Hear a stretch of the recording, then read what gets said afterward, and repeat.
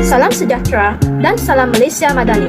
Dalam video ini, kumpulan kami akan membincangkan topik 4 iaitu Pemantapan Kesepaduan Nasional Malaysia. Kumpulan kami akan menguraikan proses pemantapan kesepaduan sosial di Malaysia dan cara-cara untuk mengaplikasikan kesepaduan sosial dalam kalangan masyarakat Malaysia. Kepelbagaian etnik di Malaysia menimbulkan pelbagai cabaran bagi masyarakat. Dengan setiap komuniti memiliki etika dan peradaban yang berbeza. Namun, kesediaan untuk mencari titik persamaan dan proses perundingan telah membawa kepada keamanan dan keharmonian sejak kemerdekaan. Kesepaduan nasional dibina melalui 3 proses utama: perpaduan yang diidamkan, kesepaduan yang dicapai, dan penyatuan yang diusahakan. Usaha seperti Indeks Perpaduan Nasional IPNAS 2018 penting untuk memantau dan memantapkan kesepaduan ini, memastikan Malaysia terus kekal harmoni dan stabil. Terdapat 3 lapisan perpaduan iaitu perpaduan, kesepaduan, dan penyatu paduan. Setiap tahap penting dalam mencapai keharmonian dalam masyarakat berbilang kaum. Tahap pertama merupakan perpaduan. Perpaduan ataupun kesatuan ialah maklumat akhir yang diidamkan bagi mencapai keamanan dan keharmonian dalam negara berbilang etnik. Tahap kedua merupakan kesepaduan. Kesepaduan merujuk kepada keadaan bersepadu ataupun menjadi kesatuan yang utuh. Tahap ini merupakan keadaan aman, stabil dan sejahtera yang dicapai tetapi diakui masih terdapat perbezaan dalam bentuk defisit yang wujud dalam sesebuah masyarakat. Tahap terakhir ialah penyatu paduan ataupun proses menyatu padukan. Ia merupakan usaha berterusan pada peringkat semua lapisan masyarakat untuk menyelesaikan defisit sosial melalui integrasi perprinsipan tawar-menawar, perbincangan dan mediasi. Sejarah mencari kesatuan di Malaysia bermula sejak negara ini dibentuk dan perjalanan tersebut melalui pelbagai cabaran, terutama disebabkan oleh kepelbagaian kaum, budaya dan agama yang wujud. Pada 13 Mei 1969, Malaysia mengalami satu peristiwa berdarah yang dikenali sebagai Rusuhan 13 Mei. Susulan daripada peristiwa tersebut, istilah perpaduan lebih diberikan perhatian yang serius di Malaysia dalam usaha untuk memulihkan kesejahteraan dan keharmonian antara kaum. Indeks Perpaduan Nasional 2018 menilai tahap perpaduan di Malaysia berdasarkan faktor seperti kesatuan kaum, toleransi agama dan kepercayaan terhadap institusi negara. Kajian ini menunjukkan perpaduan yang agak tinggi tetapi masih ada ruang untuk penambahbaikan. Tujuannya adalah untuk membantu kerajaan merancang polisi yang dapat memperkukuh keharmonian dan perpaduan di kalangan rakyat Malaysia. Pada awalnya, Malaysia yang dikenali sebagai tanah Melayu secara umumnya boleh digambarkan sebagai jigsaw puzzle kerana terdiri daripada pelbagai wilayah. Konsep kesatuan mula muncul pada tahun 1948 apabila British menubuhkan Perjanjian Persekutuan Tanah Melayu yang menyatukan wilayah-wilayah di semenanjung Tanah Melayu yang terdiri daripada negeri-negeri selat, negeri Melayu bersekutu dan tak bersekutu sebagai satu entiti politik. Pada tahun 1957, Tanah Melayu telah mengisytiharkan kemerdekaan daripada jajahan British dan pada tahun 1963, Persekutuan Malaysia dibentuk dengan kemasukan Sabah dan Sarawak. Tapak integrasi adalah ruang atau titik pertemuan yang menghubungkan kelompok-kelompok strategik di Malaysia termasuk etnik, agama, parti politik, NGO dan masyarakat sivil. Antara usaha tersebut adalah dengan penubuhan persatuan seperti Communities Liaison Committee 1949, pimpinan elit kaum-kaum, penubuhan parti politik bersifat muafakat coalition 1946, 1952, kemudian institusi pilihan raya 1952 dan 1955, rancangan pembangunan 5 tahun di antara tahun 1950 hingga 1955 dan perlembagaan 1957. Pada 13 Mei 1969, Malaysia mengalami satu peristiwa berdarah yang dikenali sebagai Rusuhan 13 Mei. Ia berlaku akibat ketegangan kaum antara Melayu dan Cina yang semakin memuncak selepas pilihan raya umum 1969. Keputusan PRU tersebut menyaksikan kemenangan besar bagi parti-parti bukan Melayu yang menyebabkan perasaan tidak puas hati dalam kalangan orang Melayu. Rusuhan ini bermula di Kuala Lumpur apabila perarakan kemenangan oleh penyokong parti dilihat sebagai provokasi oleh kaum Melayu. Ketegangan ini akhirnya meletus menjadi keganasan antara kaum dengan pertempuran yang menyebabkan banyak nyawa terkorban dan banyak harta benda musnah. Akibatnya, Kerajaan Persekutuan yang dipimpin oleh UMNO mengisytiharkan darurat.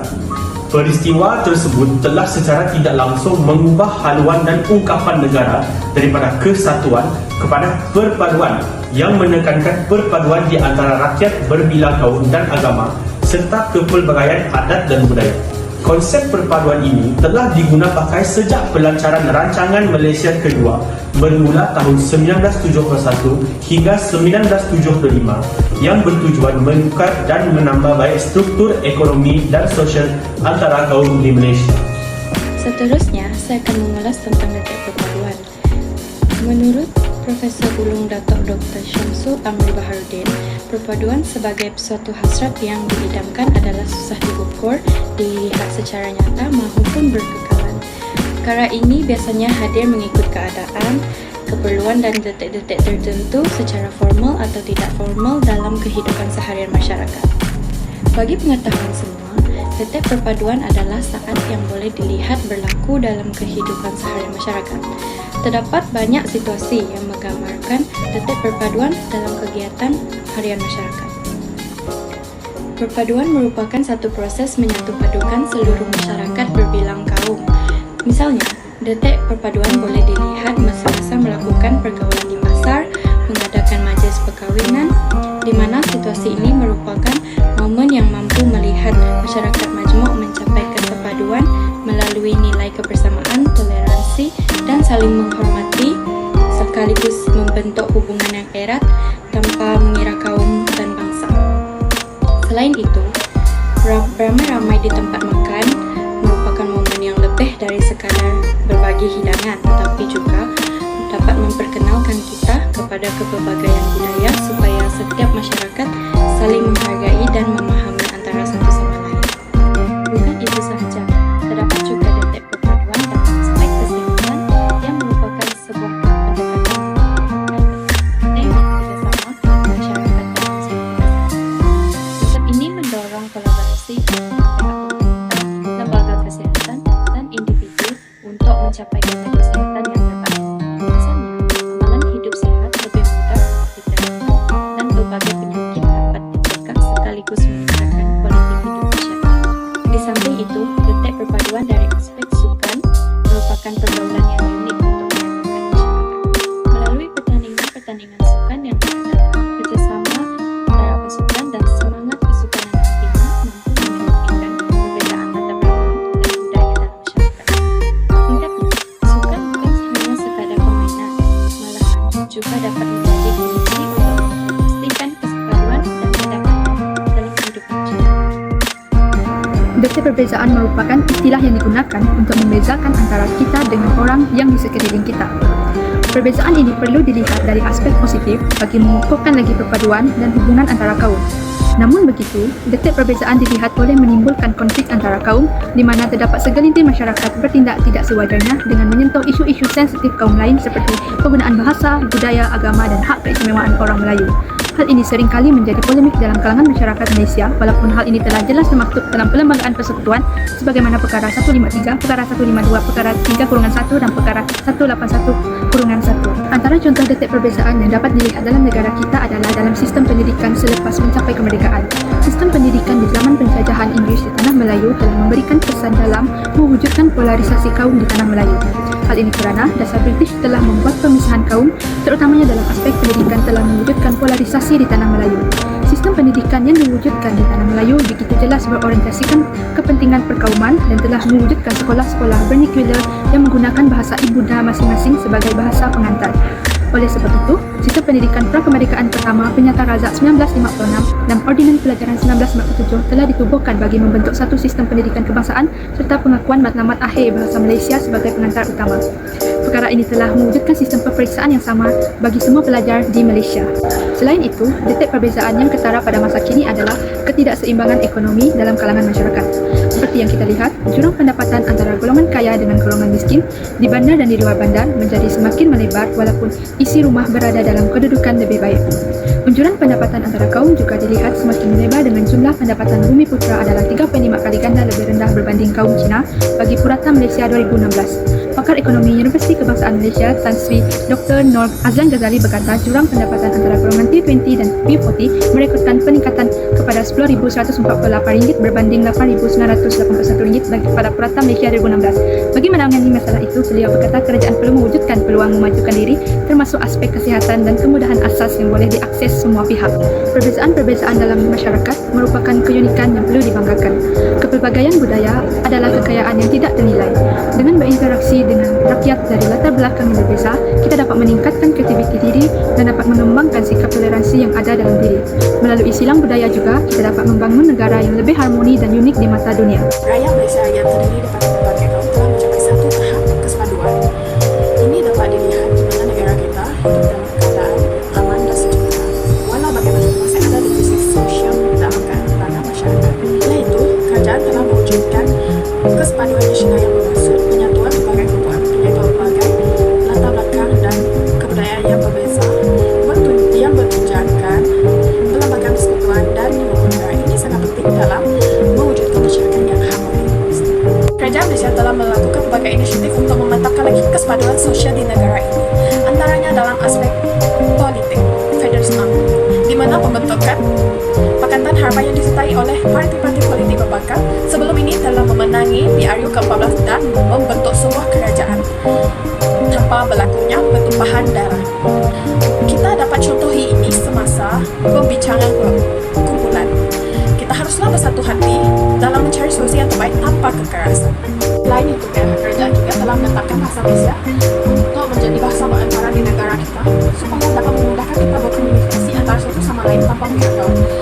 Tetapi masih ada juga segelintir rakyat Malaysia yang tidak fasih dalam berbahasa Melayu. Jadi, sebagai rakyat Malaysia yang bertanya, kita haruslah sekurang-kurangnya dapat menguasai bahasa Melayu dengan baik.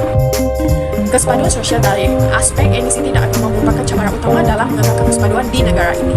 Namun begitu, rakyat Malaysia juga mampu menjadikan perbezaan ini sebagai kekuatan negara selagi rakyat Malaysia mampu mengamalkan sikap toleransi dan menerima perbezaan ini dengan terbuka. Menurut seorang informan dalam kajian pada tahun 2016, iaitu Lawrence Law, yang telah menetap di Kuala Terengganu lebih pada 30 tahun, telah mengatakan kalau dia hendak makan makanan Melayu, kawan-kawannya akan menunjukkan di mana kedai tersebut, dan kalau kawan-kawannya hendak makanan Cina, dia akan menunjukkan tempat yang sedap dan halal kepada kawan-kawannya.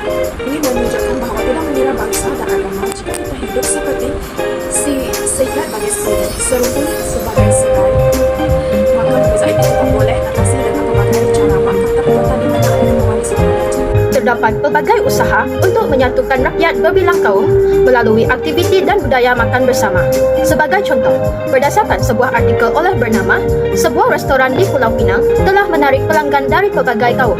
Pemilik restoran berusaha menyediakan pelbagai jenis makanan seperti masakan Melayu, Cina, dan India untuk memenuhi selera pelanggan. Situasi ini membantu mewujudkan suasana harmonik dan memupuk perpaduan melalui interaksi sosial antara kaum. Selain itu, menurut sebuah artikel oleh WordPress, sekumpulan sukarelawan yang terdiri daripada berbagai kaum bersama-sama menjalankan aktiviti kemasyarakatan juga menunjukkan pentingnya kerjasama antara kaum untuk memperkukuh perpaduan. Kedua-dua situasi ini mencerminkan bahawa interaksi dalam kehidupan seharian dapat menjadi asas dalam mempererat hubungan antara kaum dan memperkukuh keharmonian masyarakat.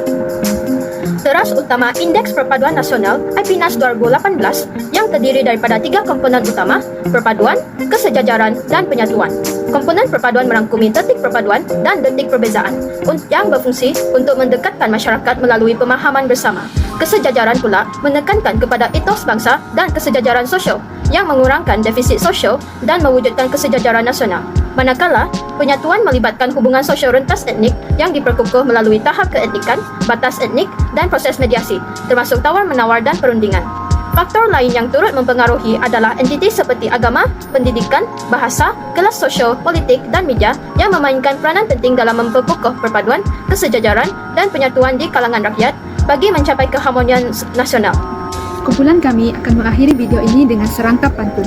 Gunung bernama Jajaran Titiwangsa, tegak kukuh dalam wawasan. Perpaduan jalinan berbilang bangsa, ibarat tenunan tekat warisan. Sekian saja daripada kami. Terima kasih.